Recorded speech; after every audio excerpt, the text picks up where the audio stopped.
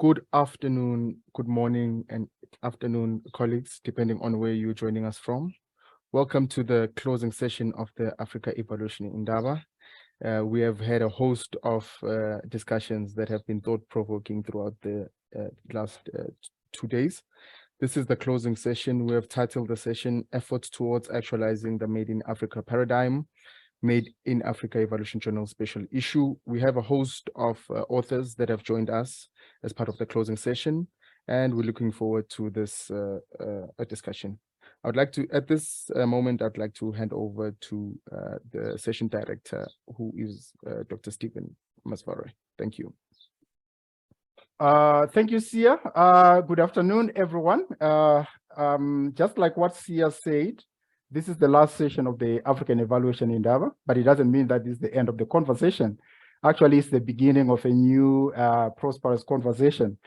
So our session is going to be structured in 2 sections. The first section is going to be quite interesting and very celebratory in mood, because we want to launch what we call the African Evaluation Journal, Made in Africa Special Edition, that was commissioned by CLEAR AA in collaboration with the African Evaluation Journal. So that's going to be the first part of the session. And then the second part of the session is actually going to be the closure of the 2022 African Evaluation in INDABA. So, so let me just start by just give you a brief background of what of the African Evaluation Journal, Made in Africa Evaluation Special Edition. So in November 2020, we had the first African evaluation in INDABA. And what happened during that that discussion, we were given an assignment, or what I can call a homework, to go and work on producing knowledge that is centered around Made in Africa evaluation. So I think the key question, the key issue that was raised, I think I can quote one of the participants who was in one of the sessions in November 2020. They said, talk is cheap. Put something on the table, then we can talk. Because I think the general sentiment during that period was actually that we are just talking about decolonizing evaluation, but we are not even writing about it. And in the end, what happened was actually that we took the challenge as CLEAR AA, and also in collaboration with African Evaluation Journal, and we commissioned what we call Made in Africa Evaluation Special Edition. So in the special edition, we actually had 12 articles, including the editorial, and these articles are peer-reviewed. They went through rigorous peer review process, and they are now published. And most of the articles were published in August this year.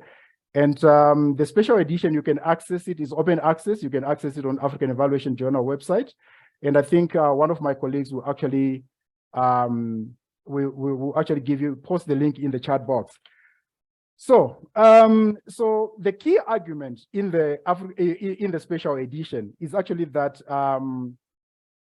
the African M&E profession needs to adapt and be rooted in the African context, acknowledging the historical background, governance systems, inequalities, and nuances of gender and culture. And I think we've been talking about these issues from Tuesday when we started up to now. So that is the key argument. When you read most of the papers, they actually posted this key argument. And then we try to answer 4 key questions. And these 4 key questions, the first one was that what is the epistemological transformation that is needed for Made in Africa evaluation to succeed? So there are some papers that actually answer that specific question. Then the second question was actually that what can be done to challenge the clear-cut hegemony of Western epistemology in evaluation approaches and practice that are being used in the African continent. And I think we've been talking about this since Monday. And then the third question was actually that what are the indigenous approaches to evaluation practice that addresses the key issues raised by the Made in Africa evaluation. So we're also talking about the issues to do with indigenous knowledge systems. And the last question was actually, what does it mean to decolonize evaluation practice in Africa? And I think today we are hearing a little bit more about decolonizing evaluation. And when you read the special edition, you actually you managed to make the link in terms of Made in Africa and decolonization. Why are we emphasizing on what? On decolonizing evaluation practice. So we have 12 articles. I just want to do a quick run through the titles of the articles and the authors so that you can all see. And then after that, I'm going to hand over to Mark Abrahams to give us a keynote address. So let me just quickly share 2 slides with the titles, or with the titles, and then I'll hand over to Mark. Okay, so we, like I said, we had with something like 12 articles, including the editorial. So the first article, in no particular order, was Kathleen, who is on the call today, and she will also be speaking about this article. It's more of a scoping review of intersection between indigenous knowledge systems and the complexity responsive evaluation research. And then the second article was by Nelson Popiwa and Umali Said. They wrote about approaches to embedding indigenous knowledge systems in Made in Africa evaluation. The third article was by Linda Kumalo, which dealt with the effects of coloniality and international development assistance on Made in Africa evaluation, implications for a decolonized evaluation agenda. The fourth article was by Precious Chirivanu. He wrote about We the Made in Africa evaluation, exploring the future trajectory and implications for evaluation practice. The fifth article was by Mjiba, and Mjiba is also going to be talking about this article, Akonda, examining the epistemology and ontology of Made in Africa evaluation. The sixth article was by Candice Mokel and Adeline Swanda, country-led monitoring and evaluation systems through the lens of participatory governance and co-production, implications for a Made in Africa evaluation approach. Then we have article number 7 that was written by Andel Maikuri, Vidya Shenga, and Rodno Hobson. The first component is actually in Kiswahili, and I think I can translate that for you. I know this is Made in Africa. You need to learn a number of African languages. So the first part, it actually reads, you can never cross the ocean until you have the courage to lose sight of the shore. So we are talking about moving from those comfort zones. That is actually dealt with in this particular article. And then there is an article by Dr. Chirau and Mokopana. They were looking at factors inhibiting the maturity and the praxis of Made in Africa evaluation. Then we have Tebogo Fish, who did something slightly different from all the other authors. She looked at an evidence gap map on Made in Africa evaluation approaches, exploration of the achievement. So all those people who normally say there's actually nothing about Made in Africa, you need to read this specific article because I think it clarifies quite a number of issues about what is out there about Made in Africa evaluation. Then the other article was written by Ayabulela, Jabulani, and Samukelisiwe on decolonizing and indigenizing evaluation practice in Africa, a roadmap for mainstreaming the Made in Africa evaluation approach. And then the last article, I co-authored the last article with Connie. We were talking about reshaping how we think about evaluation, a Made in Africa evaluation perspective. So these are the 12 articles that are already peer-reviewed and published in the African Evaluation Journal. So you can actually visit the website and you enjoy yourself. So we also want the critique, we also want rebuttals of some of our ideas so that we actually build, we strengthen the robustness of Made in Africa evaluation approach. So I'm going to now hand over to Mark Abrahams. And I think most of the people who are on the call, you know who Mark Abrahams is. He has done a tremendous work at African Evaluation Journal. He's the editor-in-chief of African Evaluation Journal, and he's going to give us his keynote address. So Mark, I'm handing over to you.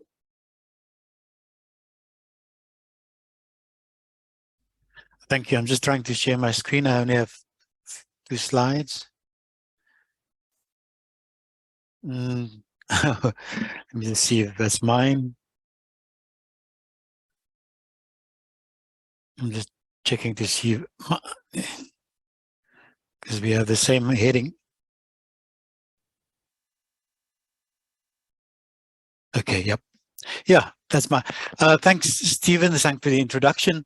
Thank you for the opportunity to share some ideas. Thanks for making me be part of the celebration of finally telling people that this special edition of Made in Africa is available and people should go out and read the thing. I mean, I want to emphasize that this is free access, open access, available to all, especially those in Africa, to learn from each other. I think that's our process.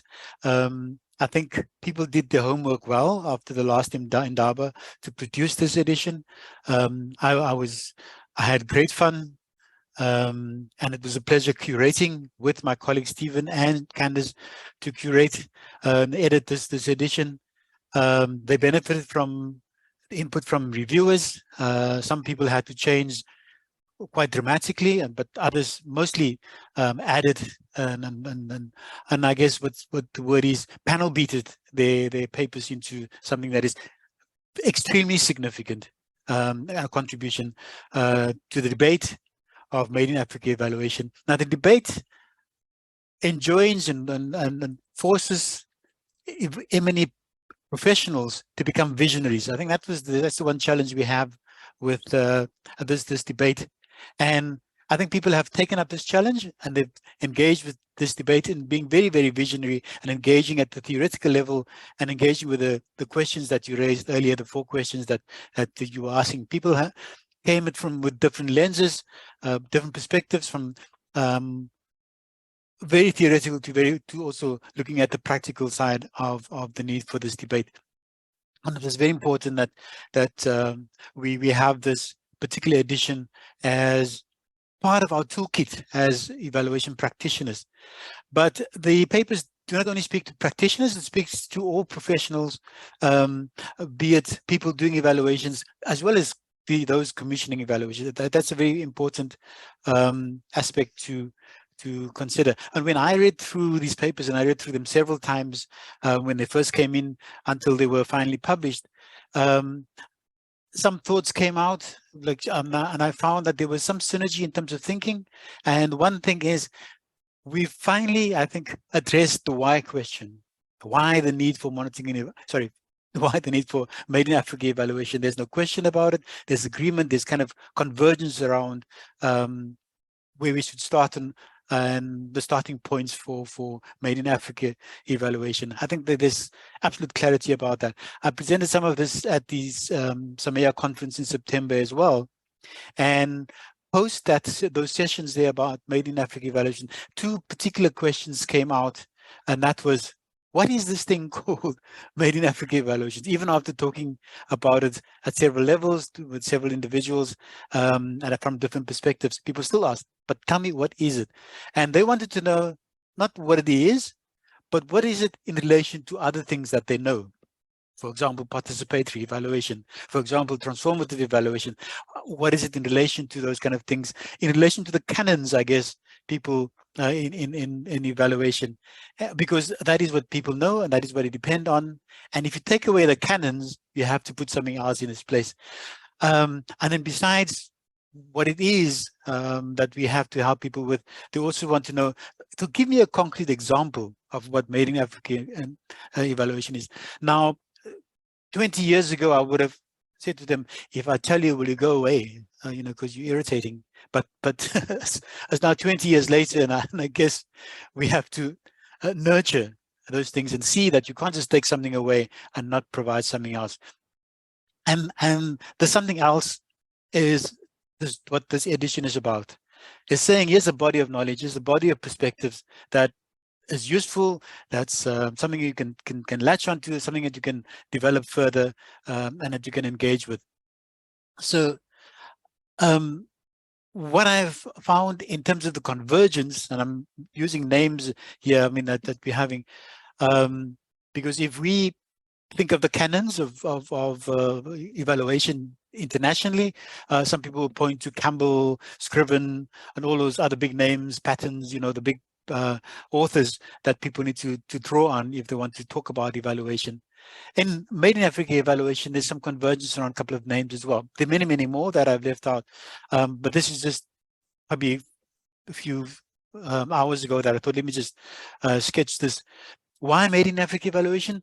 In terms of more recent documentation of that, the following names of Asante, Bagele, Donna, and I'm using first names here, but the second names are, the surnames are probably more important. The Klutes, Zenda Ophir, and Mjiba as part of that. And these are people who have kind of articulated why. We need to build on that and extend that, but we have, and thanks to them, they've set up a platform, they set up a basis for us to build on a good foundation. There are definitions coming up, there's frameworks that are being developed, and the why question is not to be disputed. We're talking about the decolonizing our current practice, and there's still ongoing debate and discussion around what does decolonization mean, not just for us in Africa, but for various levels of ourselves within the continent. Even if we've answered the question of why Made in Africa evaluation, we also need to establish what is the current landscape, or what has been the last few days. And people have done that. I mean, we have now solid texts, solid books that are available. Ian Goldman and the Twende Mbele has made sure that we have some kind of landscape perspective of the M&E practices in governance and so on. So there's a lot of text happening around capacity development. I mean, we have various perspectives around that, around the use of IT and data and so on, the various texts coming out. So we're having lots more people engaging and sharing their learning around some of the important concepts that we need to use when we talk about M&E or evaluation practice in the Made in Africa perspective. And the last group of people and names you see there are those authors that you just listed now, Steve. These are the authors of this particular edition, and that's adding to the pool of people we need to reference now when we talk about evaluation going forward, and particular systems. And I think that's very, very important. Now, this particular edition also pushed me to think about how do we think not just about Made in Africa evaluation, but also beyond Made in Africa evaluation. And I've recently penned a blog around thinking beyond Made in Africa evaluation, and a number of reasons, particularly the content of the papers, forced me to look at these things. But what I found was needed was some kind of tool or vehicle, some kind of mechanism, a heuristic even, if you want to call it, for people to start engaging with this concept of Made in Africa evaluation and beyond. How do we do that? And so I'm using the following heuristic as just a way for us, I'm going to say us as M&E professionals, to think our way forward. These are pointed at M&E practitioners, M&E professionals, commissioners of evaluation, to help us think through the evaluation process as going forward. And I'm inviting people on a journey, seeing yourself as sitting in a vehicle, looking in a rearview mirror and seeing what's there. So when you sit in that rearview mirror, some of the questions you have to ask is, what do you see back there? What do you see where you came from? What was there? What was your experience like when you were there? What is that in relation to going forward? What do you see in front of you? What's around you? All of these things that you, questions that you can ask about while you're sitting in this vehicle and looking at the view going forward, and while you're looking back. When you see in a rearview mirror, who is the evaluator that you see there? Who is the driver that you see there? So I'm using this kind of heuristic to see, in terms of evaluation, what was back there? What was your experience of evaluation way back, or as recent as where you just left? Where is that, or where was that in relation to where you're going?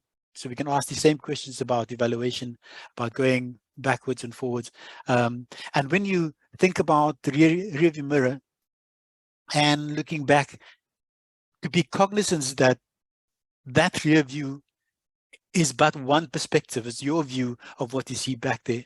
And there are many, many more of us who need to look back to not only capture what was there, to deal with what was there, so that we can understand what we've been through, and people had different experience. So knowing that our one perspective is limited and that we need to rely on and even harness the perspectives of others so that we have more perspectives of where we come from, so that we know where we're going.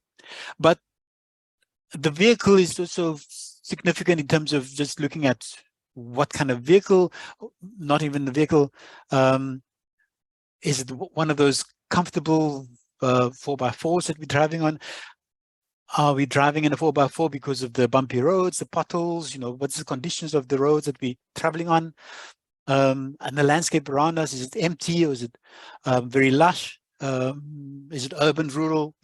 Those are all perspectives around evaluations and our practices, whether where and the context that what we drive in. But an added perspective of this heuristic that I'm using is the vehicle itself.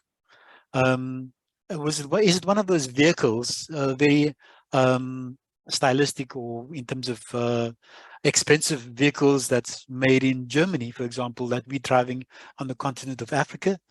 Or is it locally made? We have very few locally made cars in Africa, but we have a few.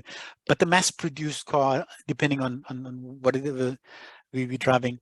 And if you think of whether we produce something locally, often we produce goods locally, we put them together. But those same goods that we put together, the minerals were taken from where we live, taken elsewhere, and then those components come back for us to put together as one. So if you think of the same thinking around methodologies and stuff, the stuff that's homegrown, that's it's packaged, put together and documented, and then sent back to us, and we take that as our learning. An interview, for example, as a technique, an engagement, a conversation. We've always had conversations, we've always had engagement, we've always had communications. How is that different from the ones that it's documented as an interview? That's almost an interrogation rather than an agreement between two people about sharing our lessons. So what is it that we can use locally that can provide us much more data than a purely technical interview as we know it? So this is one way that I'm trying to get some of our students, some of our professionals even, to think about evaluation and what is useful locally and where we can take it, and how we can define what it is evaluation within our own context. So I think the authors in this particular edition did an excellent job to provide different perspectives, to provide lenses to look at Made in Africa evaluation for us to work with, particularly. And I'm going to ask at this point for them to speak to their own papers, in sharing the content of what they've written. I think they need to share with us, what are your key messages? And given these key messages, why should people read your paper? I think that would be useful. Why should we read your paper? And given your focus, what is the way forward? How do we build on what you've provided going forward? And those are the three aspects that I would like the authors to share with us, so that we not only take these lessons and from these papers as a gift to all of us, but how we build that gift to make it many, many gifts to more and more of us as evaluators. So I'm going to ask the authors in the order that we decided to share, what are your key messages? Why should people read your paper? And what is the way forward? Those are the three questions that we want them to address for us in this particular space that we have. So Ayabulela and colleagues wrote about Made in Africa within a practical paradigm. I mean, that was very insightful. because we asked initially some kind of very theoretical questions, but more importantly is what is an Afrocentric evaluation practice within a Made in Africa evaluation discussion. I think they're going to address that. And after they have shared the understanding and the content of the paper, Tebogo will explain the frameworks of the evidence gap map that she used. I mean, it was very fascinating. It was kind of an analysis of what's happening already in the field, and how different things are used differently within the framework that she used. And then Caitlin, after that, will draw down to indigenous knowledge systems that, according to her, it's been in use for a long time already, and we can borrow from that and take lessons for the evaluation field. And I think I'm looking forward to sharing that. And then lastly, as part of the authors gathered here today, others are available, you can read from them, is Mjiba, who look at kind of wrapping up for in terms of the discussion and taking us forward is the Pan-African framework that she's proposing. This is something that I think I again want to listen to and to see how we can take that and use it, not just as a point for discussion, but a point for taking forward, so that we can answer those people who ask, what is this thing called Made in Africa evaluation, and how do we do it in practice? I thank you, Stephen, for the opportunity, and invite Ayabulela to share the content of his paper. Thank you. Thank you very much, Editor-in-Chief, and good afternoon, colleagues. So I had the privilege of co-authoring this paper with two of the very finest young scholars, Samukelisiwe Mkhize and Jabulani Mathebula, where we were looking at, well, the title is Decolonizing and Indigenizing Evaluation Practice in Africa, Roadmap for Mainstreaming the Made in Africa Evaluation Approach. Due to the issue of the course, we only have 5 minutes, so I'll just give a very brief background. So we split it into two. The first one was to sort of provide a scientific grounding for the paper. So the methodology we used was essentially action research as direct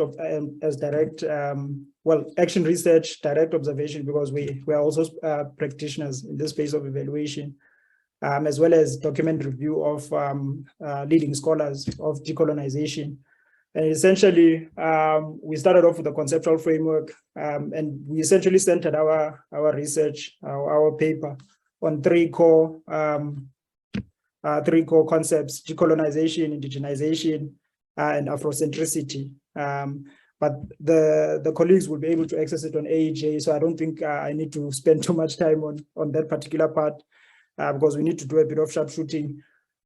So essentially, the reason why we embarked on this is to sort of say, let us split it 50-50, provide a scientific paper, and then also provide practical pathways towards the actual implementation of this Made in Africa evaluation approach we have been sort of preaching about.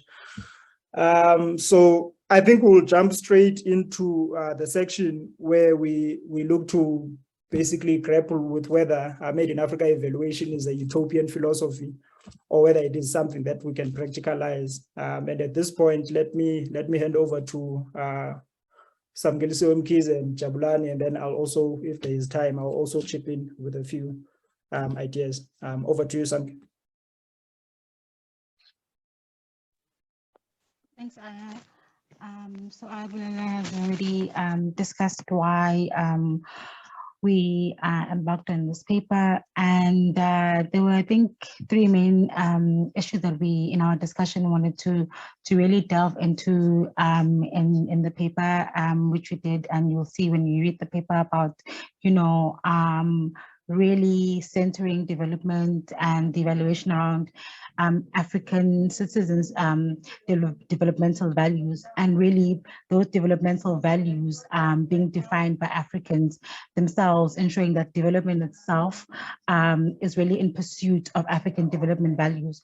Of course, these development values may vary across different African situated contexts, but there is polarity, but also similarity in a lot of the African development values. And so in much of what international development tries to pursue isn't always in line with African development values. And we, in our pursuit of this paper and in discussing it, we realized that this was actually the central point of why most development interventions do not realize the outcome that they're supposed to realize. And so we wanted to discuss this issue first, and then discuss the issue of addressing power imbalances in the planning of development interventions, in the design of interventions, as well as in the implementation of interventions, and then delving into the issue of monitoring, and mostly the issue of evaluation. And we also looked at the approaches and the methodologies that are being used. And we understand that there are a multitude of approaches and methods that can be used, which are not necessarily African-based, but support African values. And also that these can be used in polarity. There are many different types of approaches attempting to locate African values and interpreting indigenous values and indigenous knowledge, and centering it in evaluation practice. And so we embarked on these three points and trying to discuss them in length in our paper. And I'll move to Jabulani if it's on the call, please. Yes, I am on the call, Sam. Thank you. Hi, colleagues. I think we argued that I think decolonizing evaluation it's a feasible approach, but I think it requires it requires the involvement of higher education institutions, the role of African evaluators, and it also requires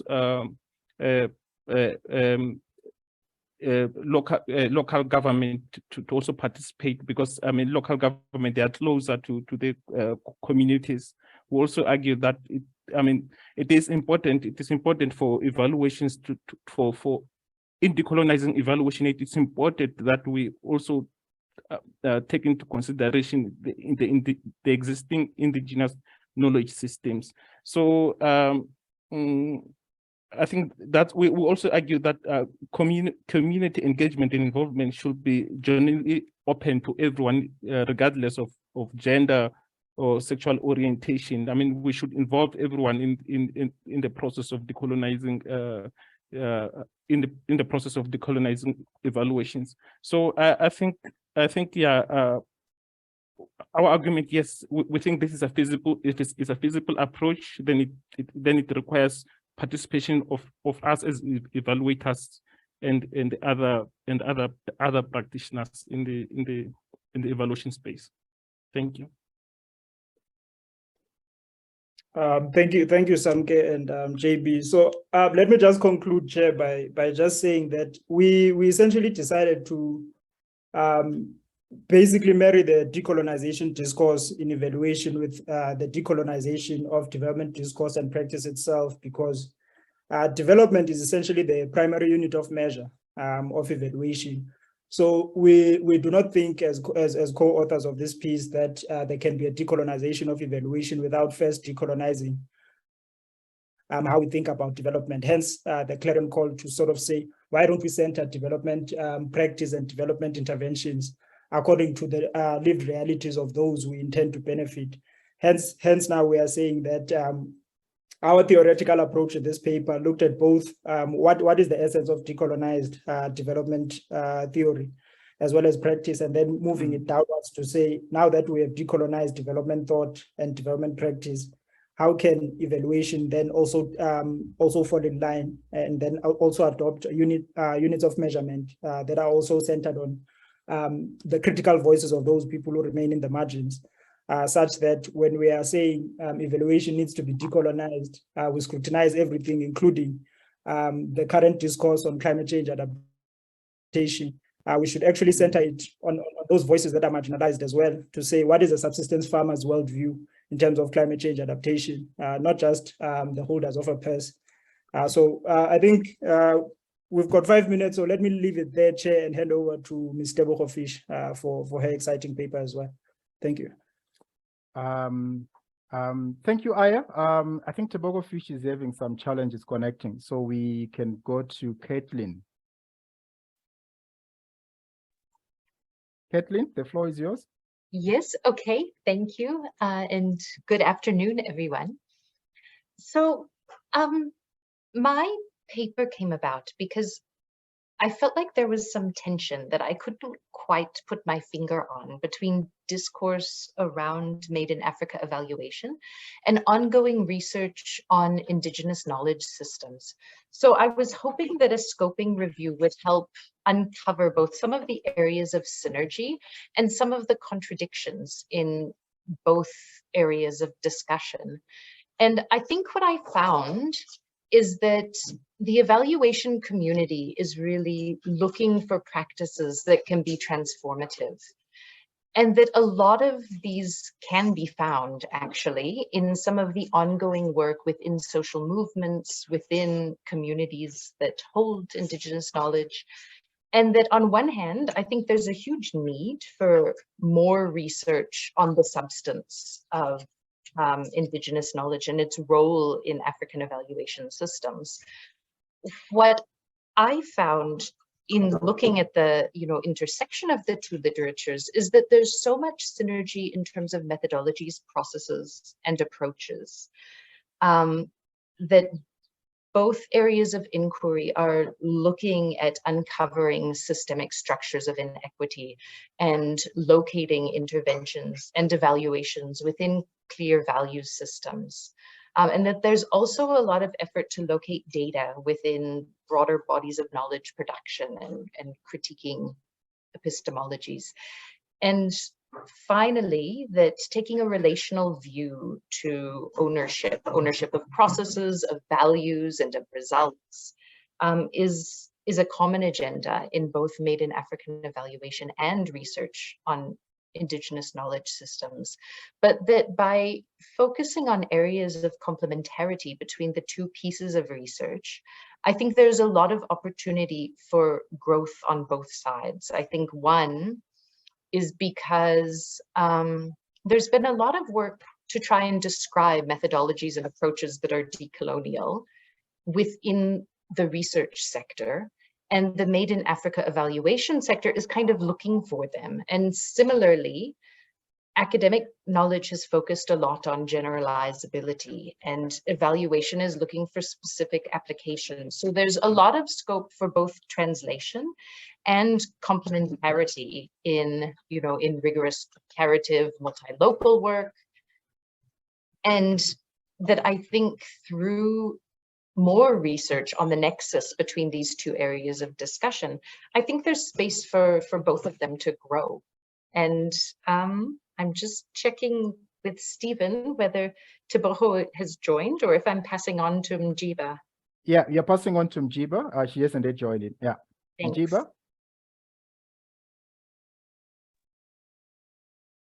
Hello and good morning, everybody. So I am grateful to be part of this special issue, but also I want to thank the folks at Clear AA for their leadership with this special issue, and also Afria and the African Evaluation Journal. So I'm grateful for that. So what I did was I began thinking deeply about Made in Africa evaluation, and I was trying to initially think through the epistemology and the ontology of Made in Africa evaluation. Basically, who and how knowledge is produced, and then sort of what goes in that knowledge. And so that really was the basis for my presentation. And so what I did was I said, well, let me think, conceptually about African evaluation, right? Because there's a contention between Made in Africa evaluation and African evaluation. And I'm suggesting in the paper, and I'm suggesting now, that there's a lot of overlap, right? And so I don't know if there needs to be a contention or any conjuncture between these two evaluation frameworks. And so that was sort of the first thoughts that I did. How do I do a deep dive and think deeply about how Made in African evaluation both evolve, but then also what is the content of the knowledge? Who's producing the knowledge? Is this knowledge independent? Is this knowledge tied to the global north and tied to the mainstream evaluation network, right? So here are some questions I started to ponder. And then once I realized that, then I realized, well, Made in African evaluation, because it is tied to the global north and often tied to donor projects, right, or emerged as a response to global north evaluation practices, that Made in African evaluation is engulfed in sort of these four, or must contend with four sort of components, right, or four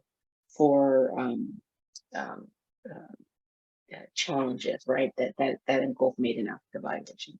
So this epistemic injustice, I don't know why I can't say the word, although I use it.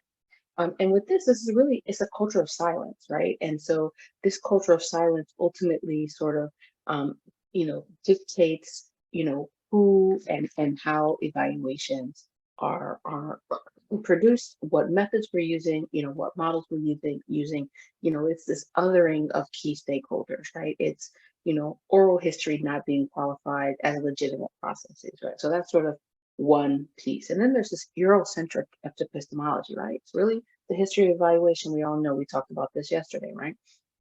And this is often grounded even in the conversation of Made in Africa evaluation. And then there's unequal power relations. And I think it's important for us to note that, right? Made in African evaluation is contending with unequal power relations between the global north and the global south, between evaluators and funders, between communities and evaluators, between institutions and students, and between the academy and the global north and global south. And then of course there's donor funded projects, and we all know what that is.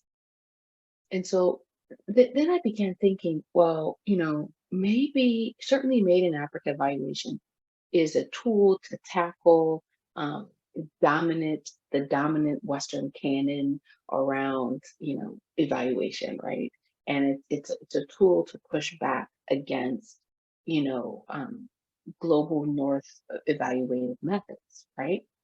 And it's also a tool to advocate for communities as well as to advocate for evaluators. But then I began to think we need an evaluation framework which is independent of this Western canon.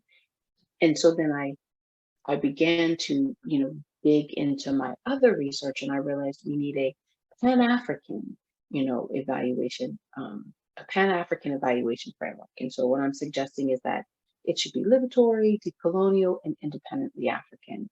And I'm suggesting that it's needed to, transform evaluation from validating external development projects to being the driver for African-driven development, right? And so this framework is conceptually sort of rooted in many definitions of Pan-Africanism, but I think it's important to kind of note that Pan-Africanism, is a collective movement consisting of thought and practice aimed at resisting and recreating spaces of collective agency. So that's sort of the way that I'm viewing this Pan-African evaluation network, this new Pan-African evaluation framework. And it really is riding or resting on the notion that evaluate, much like Caitlin's assessment and other colleagues' assessment around African evaluation, indigenous evaluation practices, it rides on the fact that there have been Pan-African evaluations, right? For example, the Lagos Plan of Action, the Arusha Declaration are two examples. Also this question of the convening of the All African Peoples Conference, like there was in 1958. These are all evaluated. practices. So how do we use, evaluation practice which promotes unity and liberation, right, in order to address everyday development challenges that we face across the African continent. And then in closing, I think that I just want to note that that this is a beginning. I'm beginning to think through this framework, and I welcome suggestions or comments or thoughts about what the framework should look like. But this is really what I tried to do, right? To kind of think about Made in Africa evaluation epistemologically and ontologically. And then also to then, say we may need something else that's going to address Africans' development challenges. And for me, evaluation should be about helping Africa, the continent, global Africa, African people develop. And it shouldn't be about, evaluating, thinking through, ensuring that donor, funded projects can successfully be funded next year. And I want to just note that punta is a tree word, and it in essence means evaluation, right? And so I use that as sort of the initial word to remind us that we have words and sayings and proverbs and phrases in our languages, not indigenous languages, because everyone's language is indigenous, but languages which speak to evaluation. And so so for me, it's a reminder to me on a regular basis to say, we do have evaluative practices. How do we use them to develop new practices which are independent, liberatory, and decolonial? Thank you. Over to, I'm not sure, Mark, over to Candace. Okay. Maybe I'm having some. I think Tebogo is having some challenges connecting in. So what we can do now, there are some questions that were posed in the chat, and I think the panelists needs to address some of those questions. There are some questions that are quite interesting. I think there's a question from Fanny and also from Rodney. I think they are all the same. So let me start with the question from Fanny, and then I'll also read Rodney's question. So Fanny is asking the panel. So I hope we're going to get an answer from the panel and also from the audience, because I can see that the audience were also trying to respond to that question. So Fanny asked, why is the term Made in Africa evaluation preferred rather than Africa-rooted evaluation? So this is the first question. I'm also going to go to Rodney's question, and they are all interlinked, or they are more like they ask the same. So Rodney is asking, would someone highlight briefly the contentious nature of names and terms used around Made in Africa evaluation and African-rooted? Is part of this contentiousness related to, one, who gets to call it what? And then two, for whom is it serving? Or are we making Gambo one place and Jamabalaya somewhere else, and want to argue about who stays better? So I'm throwing it to the panel, and I know maybe probably Candice, you want to respond, or Mark, you want to respond, or Mjiba, Caitlin, Aya, Jabulani, yeah. Okay, I'll take first tab. Both are interesting questions, good questions, and something that is part of our discussion. I think the Made in Africa initiative comes from the thinking of making evaluation our own, a response to that kind of conference gathering. And the one way of making it our own, people thought Made in Africa was probably the way to go. I mean, that's just one thought on the issue. And my concern about Made in Africa at some point, and I've written, shared that about, is that the Made in Africa as made in anywhere, made in America, made in China, made in Germany, has a kind of marketing ring to it. So is it about using the term to market what it is that we do? You know, it comes from somewhere, it's made there, but it may miss the point. But what it is that you want to communicate. So there may be something that we need to sit down and say, how does this translate, and how does it land with our up and coming evaluators that we want to share? Does the term "made in Africa" convey the message that you want to say? You know, that this is either African rooted, African centered, and it's part of a debate. And I don't think people should be hung up at this point about. In fact, my Made in Africa perspective was also saying, so who gets to get involved in Made in Africa? Only those in Africa, you know, nobody else. You know, is it exclusionary? Is it inclusionary? What is Made in Africa? It's all kinds of not just perceptions of it, but how it's defined. At this point, I think Made in Africa is a kind of handle that would be used to collectively reflect, and I think it's more to reflect on what it is that we want out of this thing. What it will become, what it will emerge, I think depends on who we invite into the debate. And at this point, we're inviting everybody. You know, if you're involved in evaluation, if you're involved in development, get involved in the debate about what it is, this thing that we're going to call that serves those in Africa, those in similar conditions being colonized, decolonizing that whole process. And the whole process of discussing what does it mean to decolonize will, I think, provide us with the final terminologies and language that we will use. In fact, should we be conversing about this thing in English only? You know, what will the terms be, and what will it look like in future? But very good questions, and I'm hoping my colleagues will add to trying to provide some answer at this point. Thank you, Mark. And Mark, we are much more clearer in our mother tongue, not in English. Okay, so Candice, you want to also take a step?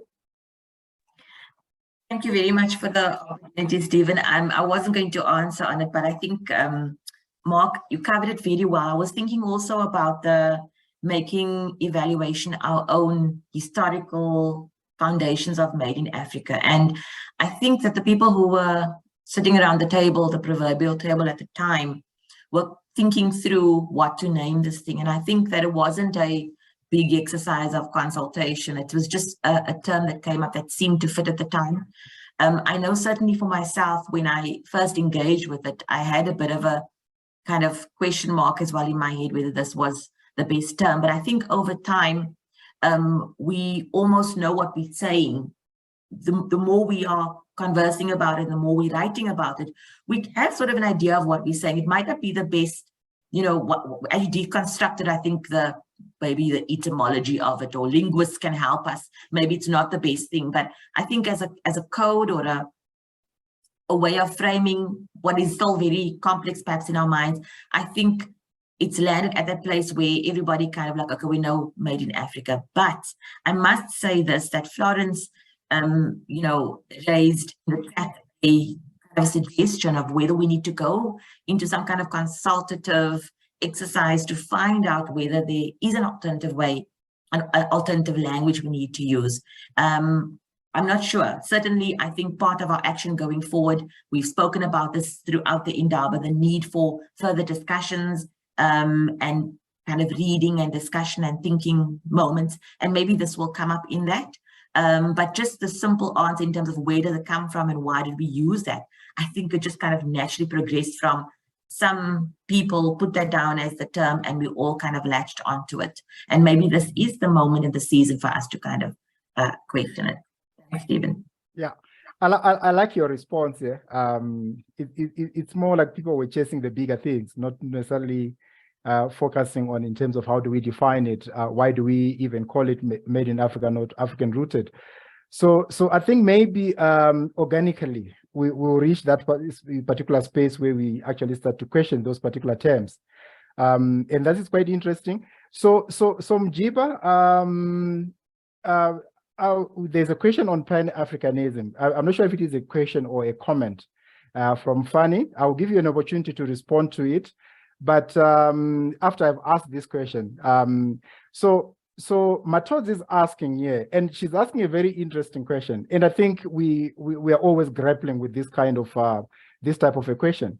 So she's saying our conversation often talk of Africa as monolithic, but Africa is relatively multicultural.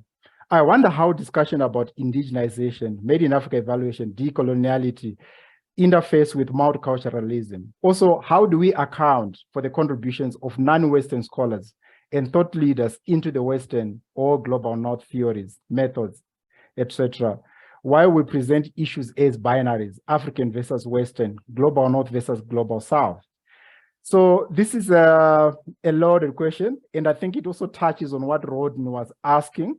And I think as a co-editor of the special edition, I think some of these issues were dealt with in the special edition in terms of how do we actually how do we address these particular issues. But it's a question that is still pending, and I'm putting it to the panel to think about it. And after Mjiba has responded, and then probably someone from the panel can actually take up the opportunity to address that particular question. So Mjiba, the floor is yours. Thank you so much, Stephen. So I think the question about Pan-Africanism is a question that we get all the time, right? But I think it also goes back to this question about Africa not being a monolith. And I think,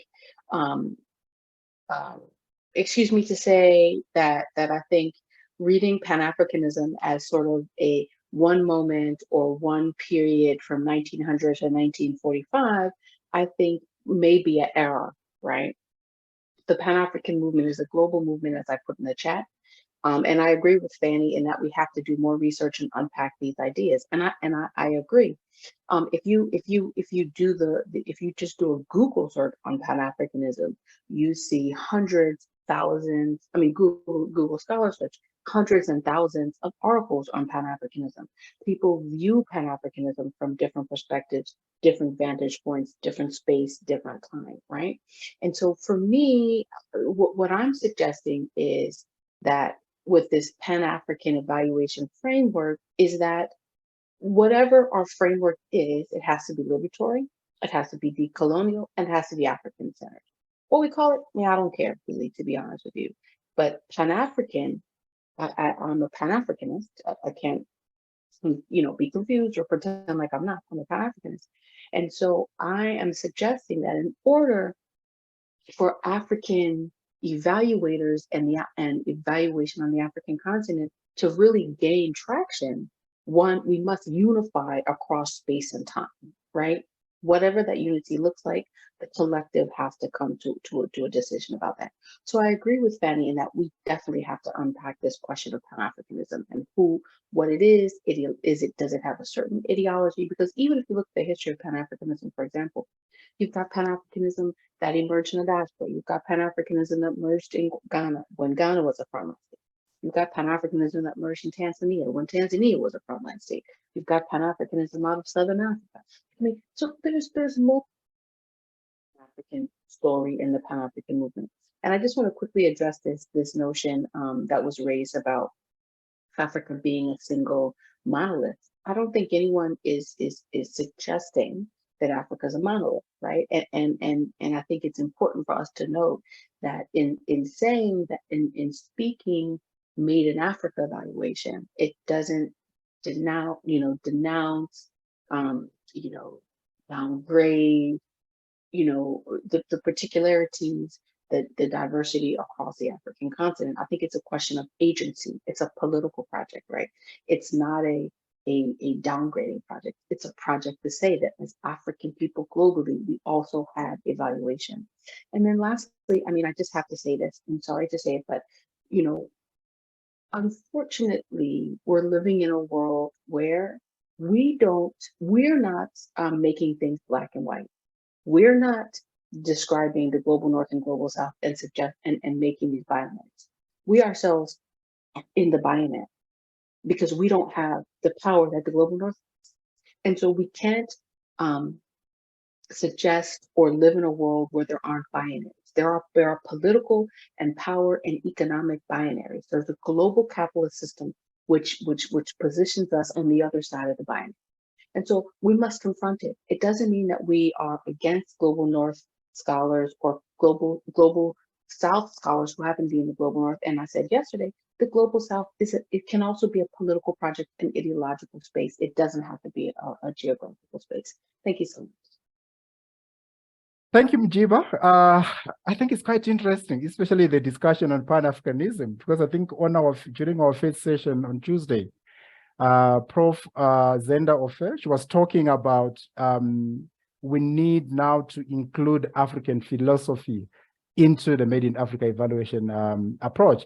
And I think when the way you actually now responded to that specific question, it actually starts now bringing in the African philosophies into the Made in Africa evaluation, and of which African philosophy actually are supposed to be guiding us in this endeavor. So thank you so much for that. I'm not sure from the panel members if there's someone else who wants to respond. Okay, Bro Steve, let me try, because Sis Matodzi was commenting, even though she's in Amsterdam, but she's still made in Africa. She asked a fundamental question on how do we overcome the power imbalances embedded in the political economy of development. And that includes the imbalances of knowledge production, because part of the inequality in the global economy is a monopoly of one geopolitical region over knowledge creation and how knowledge is created over another region. And then Ausmatodzi asked a second question, how do we go beyond that? It's a tricky one because unfortunately development now in the 21st century is too financialized.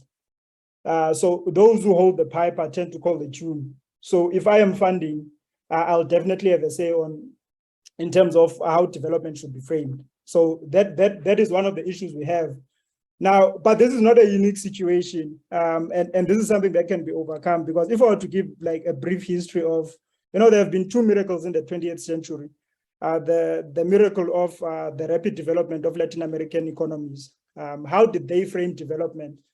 When the global North was saying that development, this is how you do, and they created essentially a very linear path to development. If you look at people like Walt Rostow, the Latin Americans decided to change that narrative of development through something they called import substitution industrialization.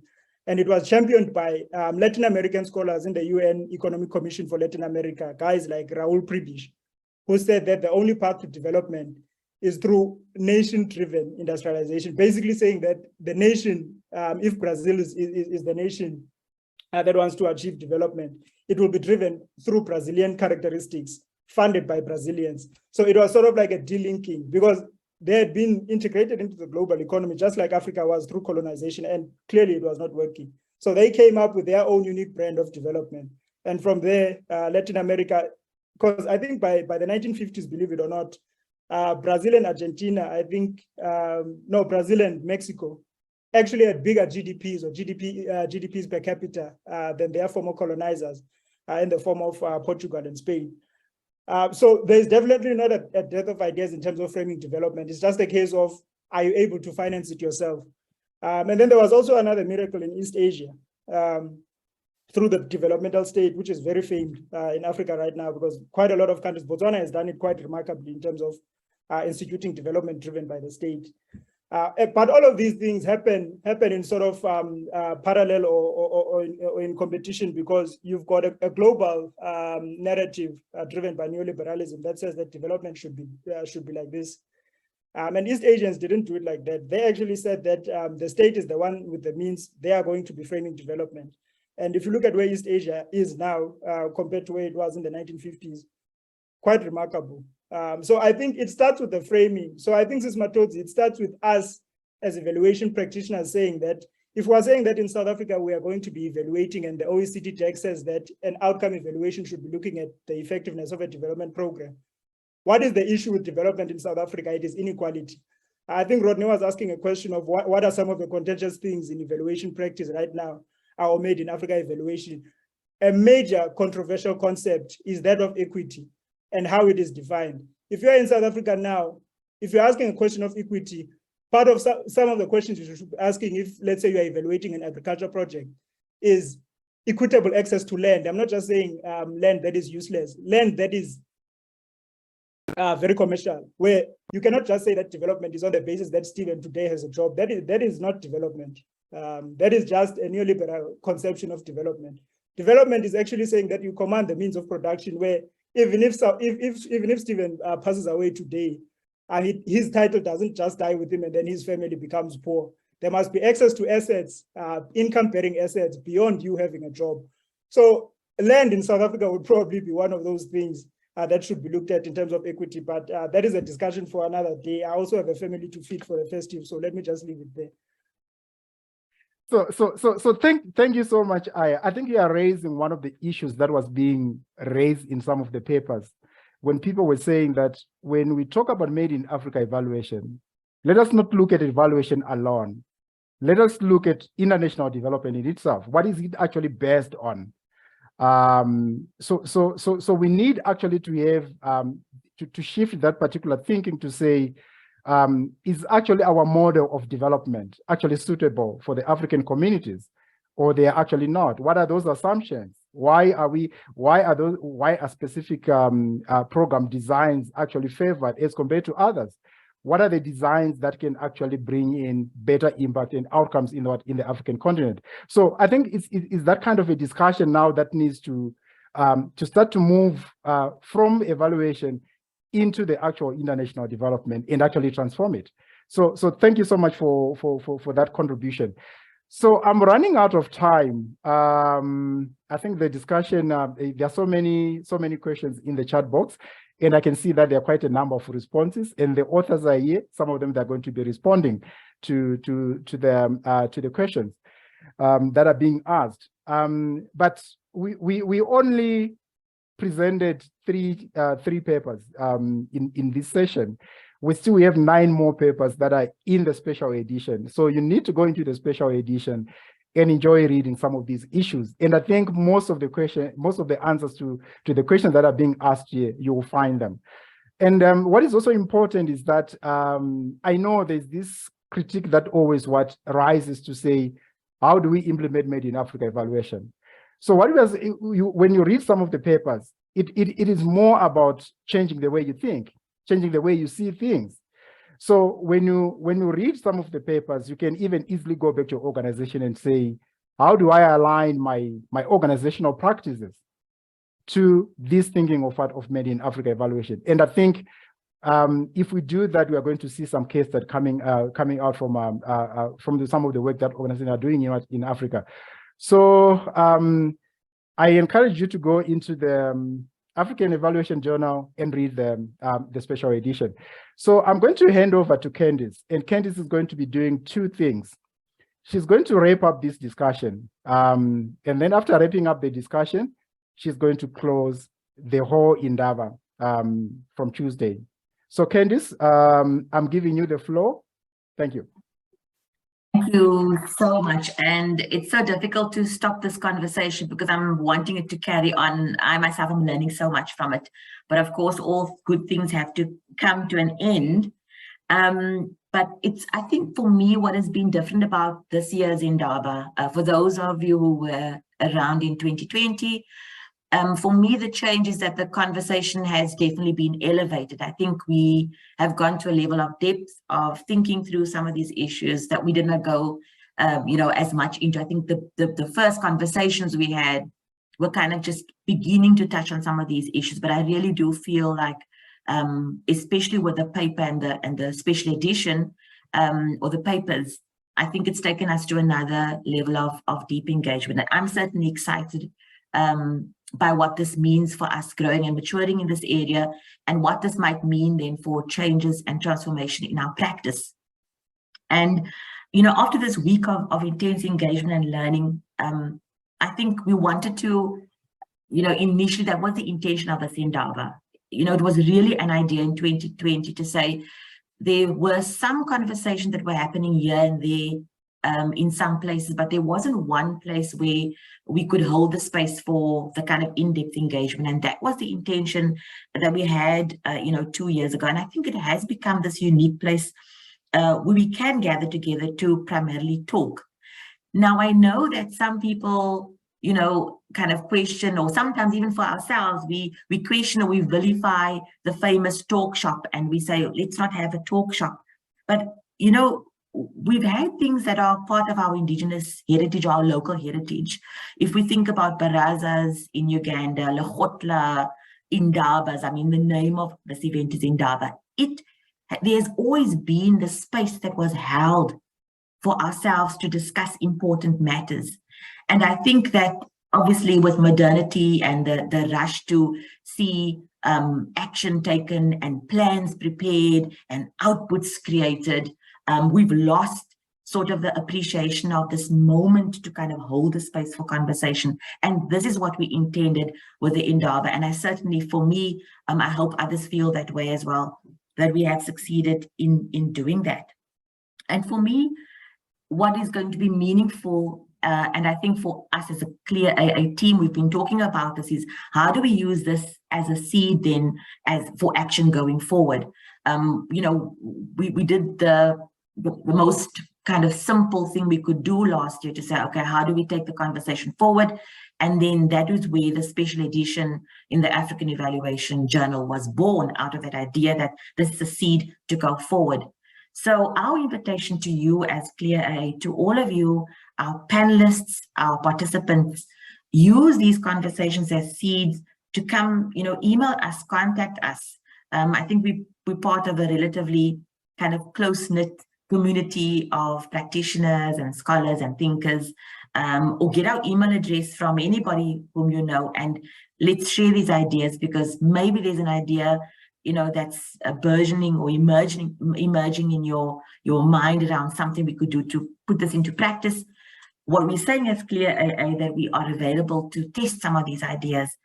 So let's use these seeds to do something going forward. Now, I know not everybody was in every single session. And so of course, there's no intention, and I certainly can't summarize everything that was said, but I did ask some of my colleagues to say, what is a key highlight for you from some of these sessions that we had? So if you weren't in one of the sessions, maybe there's something that you can kind of pick on and hear from us what our thoughts were. And then maybe that will pique your interest to go and actually watch the video and to hear more about what was in that session. So the first session was the opening session. Professor Vilakazi, our Vice Chancellor, helped locate our discussion in the broader global context of the many multiple crises of our current time and the moment that we're finding ourselves as humanity, the climate crisis, biodiversity crisis, and then just those layered, it's layered on top of the multiple socioeconomic crises that we are experiencing, certainly on the African continent. But I think that, as Zenda said to us, there's now no more developed and not developed. Everybody's suffering, within this current context. So that really focused our mind to say that this is not just an evaluation discussion, but this is a broader discussion of our survival as the species. It's really urgent. And what are we going to do? What's our contribution going to be? And the Bellagio discussion that followed after that, I'll just read you a comment that came from one of the colleagues. And I think it was mentioned by Sia in the chat as well, that the Made in Africa evaluation should be considered as an umbrella term for approaches, frameworks, models, and evaluation methods that are guided by the diverse philosophies, cultures, values, histories, and languages. And so I think that kind of starts to answer the question about, what do we call this thing? And so if we think about it as more of an umbrella term and not try to lock it and constrain it into something very specific, it frees our mind to think about what could fit under this umbrella. The session on gender mainstreaming in M&E policies in Africa may or may not have been my favorite session. There are so many that are fighting for first place in terms of my favorite session. But I think what was really significant for me there is that so many people in the chats were saying, but how do we do this? I guess it's come through in some of the other sessions as well, the how question. And I think, Mark, you did also mention that that's sort of where we landed with these papers. The why question has been answered, and to some extent the what, but the how has really left people kind of looking for and thirsty for, some kind of idea and guidance. And I think for me that stood out quite significantly as well, that despite all the progress we've made, there are some guidelines on mainstreaming gender in evaluation and in programming. There's still the stark reality that, and this is one of the quotes, the world is falling short of achieving gender equality by 2030. On a global scale, 1 out of every 15 countries are very far or far from target in at least 1/3 of SDG 5 indicators. And so our problem still remains after so many decades of the Beijing Convention and all of these agreements and international conventions that we are all signatories to, that we still are struggling to make sure that national and subnational development activities are planned, carried out, observed, and assessed using a gender perspective. So that was really concerning, and a lot of work certainly to do in that area. We also had a session on strengthening evidence use in parliamentary context, and what I loved about one of my colleagues sending me this significant takeaway for them, I thought was really fantastic. It really resonated with me. They're saying enhancing the use of evidence requires developing trust amongst legislative staff, researchers, and parliamentarians. The validity of that evidence is the foundation of this trust, and the element of trust. I know there was some research that was done recently as well about the weakening trust between the state and citizens.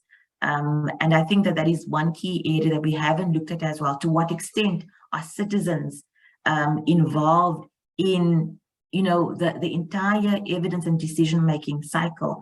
Do they even trust the evidence that's even produced within the machinery of the bureaucracy, for example, whether it's local or international? But we are citizens in this conversation. And that breakdown in trust, I think, is something that we need to look at more closely as well.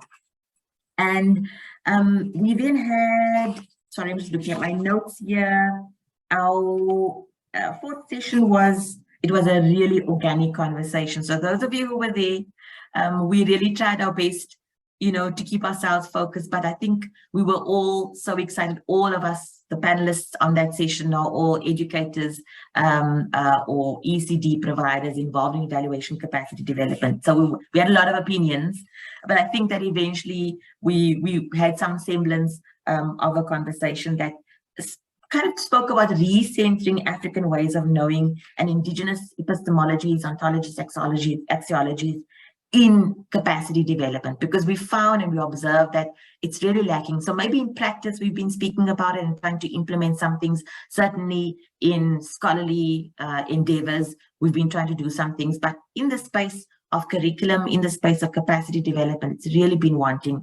And we landed on the realization that there's a lot of work that's needed in capacity development, in curriculum, whether it's academic or short courses.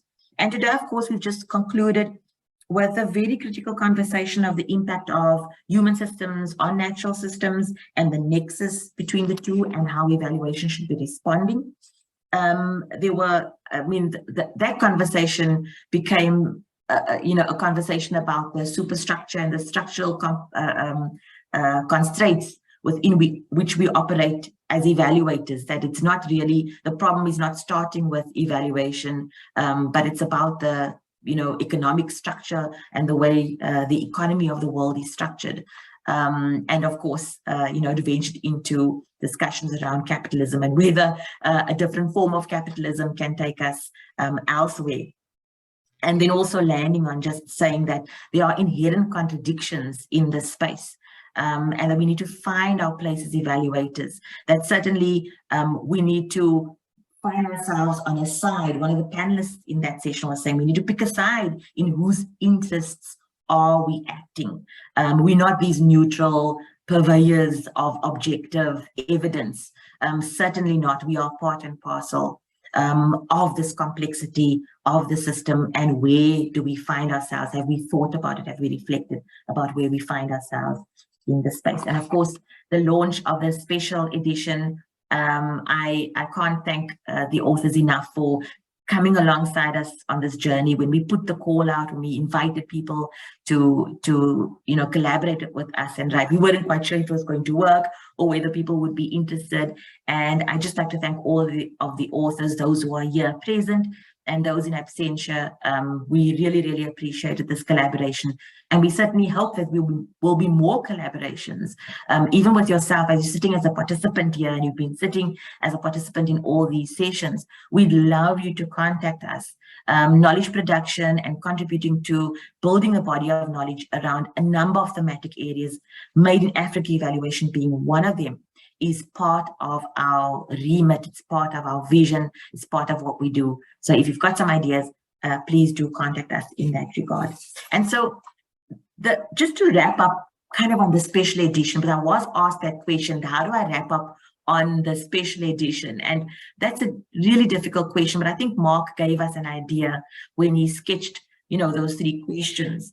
It's the why, the what, and the how. And I think where we are landing in this year's INDABA is to say, can we use some of what we've learned here and some of what we've engaged about as seeds for the how? As Clear AA, what we're committing to is definitely holding the space for further conversations. And as I said, the value of these conversations must not be undermined. There are many, many others who have either not heard these conversations before or who feel that they are not able to voice these things in the spaces they find themselves. So we are committing to holding the space for these conversations, and we will have them more often in 2023. We're thinking about an idea around a reading and discussion group so that it's grounded in knowledge as well, that we're not just going to sit around bemoaning the state of affairs, but we will really do some very reflective moments. So it's kind of like a reading and discussion group. So that's our commitment. Secondly, we are committing to collaborating with others who are also doing actively some transformative work in the space. So there's one initiative called the International Evaluation Academy, and we are committing to joining up with them. They've got some ideas on where they're going, some things they're wanting to pilot in just transition work. Michael Quinn-Patton is there. He's got some guidelines he's put together, things around changing language. And so we are committing as Clear AA to joining with the Academy and to see how we can actually practically put some of those things into practice. And so my challenge is to you, to yourself, whether you're part of a larger organization, you're an individual evaluator, consultant, you're an academic, wherever you find yourself, or maybe you're new to evaluation, I would like to encourage you and invite you as well. What kind of shifts are you going to be making going forward to make this a reality, to not stay where we are in kind of intellectual discussion around these things, but to actually see some real change and real shifts happening. Let me change gear and go to the thank yous, because I think it's really, really important. There are so many people who make these kinds of events happen. And of course, those of us, it's very easy, for those of us who are in these senior positions to look really great. But I have to say, it's the people who are working behind the scenes who make us look great. We just kind of arrive here and say clever things, hopefully clever things. So I'd like to acknowledge and honor Siyabonga Sibia, who's been carrying this process all the while and just, magnificently holding the reins and holding us together and holding us to account for the project plan and the milestones we needed to achieve to get to this point. And I'd like to thank Talita and Jabulani as well from the communications and production team. There is a risk of me not mentioning the names, the bigger part of the production team, but the entire Clear AA staff. There isn't a single person who did not have a hand in doing something significant to make this INDABA happen. And so I'd like to honor and recognize the Clear AA team. So thank you so much for all your hard work that has gone into this. I'd like to thank the panelists, of course. Your time is so, so precious. The kind of responses we had from people who immediately said, yes, we're available, people who, joined at fairly odd hours of the night and day. Dr. Mjiba, for example, 4 a.m., not once, but twice. People who joined the meetings, the framing sessions, gave of their time. So all of the panelists, thank you so, so very much for supporting the work of Clear. And we all are collectively joining to make things happen and make these shifts happen. And so it really warms our hearts when we reach out and there is a yes for, thinking up crazy, mad ideas. So next year, we'd like to think up more ideas and maybe even take the INDABA to a face-to-face event somewhere on the continent. It doesn't have to be Johannesburg. So if you've got some ideas with regards to that as well, please do contact us. The participants, we've had a consistently high number of participants who stayed throughout, all of the sessions, and even when they join sessions, these things, people can drop off for myriad reasons, but we have found that people have just remain engaged, and you've contributed by contributing to the chat. Thank you so very much. What we'd like to do is to actually, we are going to definitely save those chats. We want to see what can we do with that. Last year, we had a report that we put together as a result of course, we have note takers in the background who've been taking notes, but I think those chats were so rich. We can definitely do something with them. And so, of course, with your permission, we'll reach out to some of you to see what we can do with that. Maybe we can put some compendium of something together there. So once again, if you've got ideas, please do contact us as well. And I think that those are all of the people. Oh, of course, the Vice Chancellor and the university. I cannot end the session without saying that it is actually Wits University that provide as the host institution, together with the Global Evaluation Initiative, that allows us the space as Clear AA to think out of the box and to allow 1,000 flowers to bloom. So they pretty much, if we have an idea, they pretty much allow us to do it. And I just want to honor them for that, for trusting us with the work that we're doing. We're really grateful for Wits as the host institution and the GEI as our implementing partners. And their support really does allow us to, and we get to do this exciting work every day. So thank you so much to them as well. On that note, and I really hope I haven't forgotten anybody, but on that note, I'd like to wish you well. As we kind of sprint towards the end of the year, I really hope that you can find some time to wind down, some time for reflection. It's been a rough year. It's been a rough 2 years after the pandemic. I think a lot of things have shifted this year for everybody. And I think this time of the year, this year is going to be very different. I think people are able to see their families again. It's the time of year, certainly on the African continent and certainly in sub-Saharan Africa. It's the moment of rest that we finally look forward to. So I wish you all well in that you may wrap up everything you need to wrap up. And I really trust that you will collaborate with us next year going forward in taking Made in Africa evaluation forward, in taking African Indigenous evaluation forward, and transforming evaluation for equity and social justice. Thank you so much. Take care. Goodbye.